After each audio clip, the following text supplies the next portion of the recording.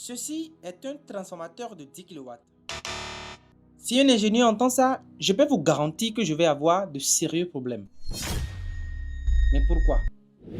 C'est justement ce que nous allons apprendre dans cette vidéo. Ça va être vraiment intéressant, alors restez jusqu'à la fin.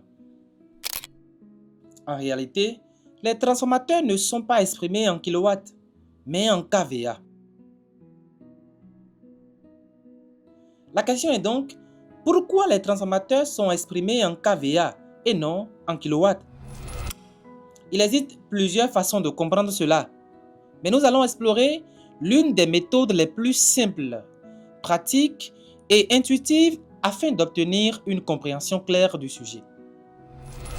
Alors restez bien jusqu'à la fin. Considérons un schéma unifilaire simple d'un système électrique. Une centrale de production, un transformateur, puis une charge. En tant que fabricant de transformateur, je ne sais pas quel type de charge sera connecté à mon transformateur. Le facteur de puissance de la charge m'est donc totalement inconnu. Alors, qu'est-ce que je vais faire en tant que fabricant? Je vais définir la puissance nominale du transformateur en fonction des informations que je possède. Je ne vais pas me baser sur des informations que je ne connais pas. Je connais la tension nominale du transformateur. Je connais le courant nominal du transformateur. Donc, je vais multiplier la tension nominale par le courant nominal. Et cela donnera la puissance en volt-ampère du transformateur. Autrement dit, la puissance apparente. Car c'est la charge qui décide de la quantité de puissance active et réactive qu'elle va absorber. Ce n'est pas le transformateur qui décide quelle quantité de puissance active doit circuler, ni quelle quantité de puissance réactive doit circuler. C'est la charge qui demande et dit, j'ai besoin de cette quantité de puissance active et de cette quantité de puissance réactive. C'est pourquoi le transformateur est exprimé en puissance apparente, c'est-à-dire en volt-ampère. Voilà l'explication la plus simple du pourquoi les transformateurs sont exprimés en volt-ampère. Voyons maintenant la catastrophe qui peut arriver si j'exprime un transformateur en kilowatts au lieu de kVA.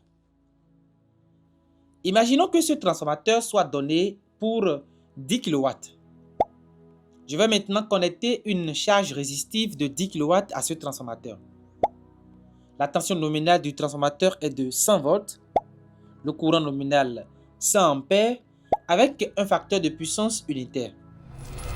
À 100 volts et avec un cosinus phi de 1, cette charge va tirer 100 ampères à travers le transformateur. Et comme le transformateur est lui aussi prévu pour 100 volts et 100 ampères, il peut fournir ce courant sans problème. Maintenant, connectons une charge inductive de 10 kW avec un facteur de puissance de 0,8. Pour fournir 10 kW sous 100 volts avec un cosinus phi de 0,8, le courant nécessaire devient 125 ampères. Mais le transformateur est conçu pour supporter seulement 100 ampères. Résultat, après un certain temps, le transformateur va surchauffer et finit par brûler. Voilà la catastrophe.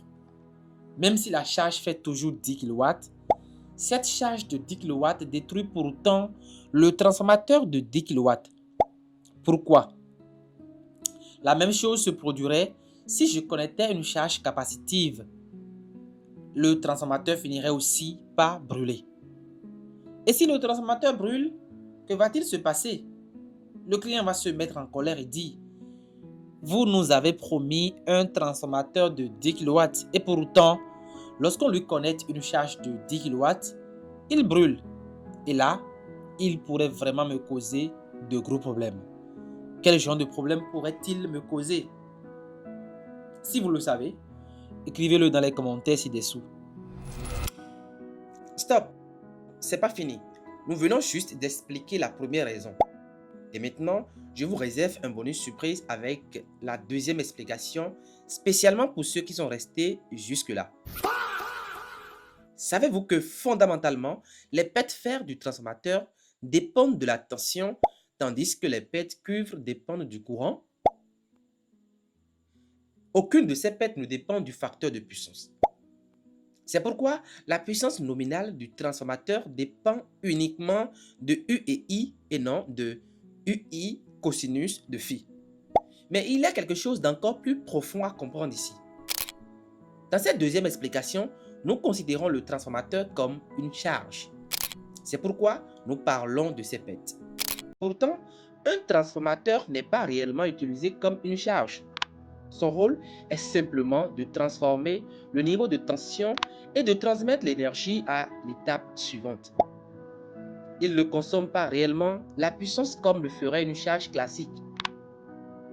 Une charge consomme de l'énergie pour effectuer un travail utile. Le transformateur, lui, reçoit l'énergie d'un côté et la transmet de l'autre côté. La question devient alors, s'il ne consomme pas réellement de puissance, comment définir sa puissance nominale? C'est là qu'intervient cette idée. Même si le transformateur n'est pas une charge, il reste un appareil électrique réel. Et tout appareil réel possède des pertes. Ces pertes représentent donc la puissance effectivement consommée par le transformateur. Or, il existe principalement deux types de pertes, les pertes cuivre, les pertes fer. Fondamentalement, les pertes fer du transformateur dépendent de la tension, tandis que les pertes cuivre dépendent du courant. Aucune de ces pertes ne dépend du facteur de puissance. C'est pourquoi la puissance nominale du transformateur dépend uniquement de U et I et non de UI cosinus de phi. Voilà pourquoi la puissance nominale d'un transformateur s'exprime en VA, kVA ou MVA et non en watts, kilowatts ou mégawatts. Bien, parmi ces deux explications, laquelle vous semble la plus simple à comprendre? Est-ce la première, basée sur la catastrophe qui pourrait se produire si un transformateur était exprimé en kilowatts? Ou la deuxième, basée sur les pets cuivre et les pets fer? Dites-le nous en commentaire. Et si cette vidéo vous a appris quelque chose, pensez à liker et à vous abonner pour ne pas manquer les prochaines vidéos. À très bientôt. Ciao.